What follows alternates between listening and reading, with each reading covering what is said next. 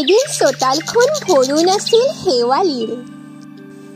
তেতিয়া চোতালখন পহৰাই ৰাখিছিল তুলসীয়ে। এদিন এই চোতালতে এদিও দুদিওকৈ থিয় দমা দিছিল শৈশৱে।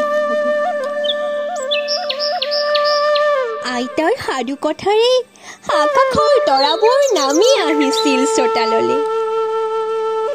চোতালখন হৈ পৰিছিল জোনবাইৰ। চোতালে হাঁহে প্ৰাপ্তিৰ আনন্দত। পুৱা আইৰ বাঢ়নিৰ খচখচনিত সাৰ পাই চোতাল।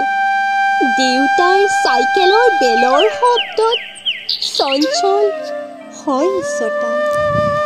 বহাগী ঢুলীয়াৰ ঢোলৰ চেৱত নাচি উঠে এই চোতাল।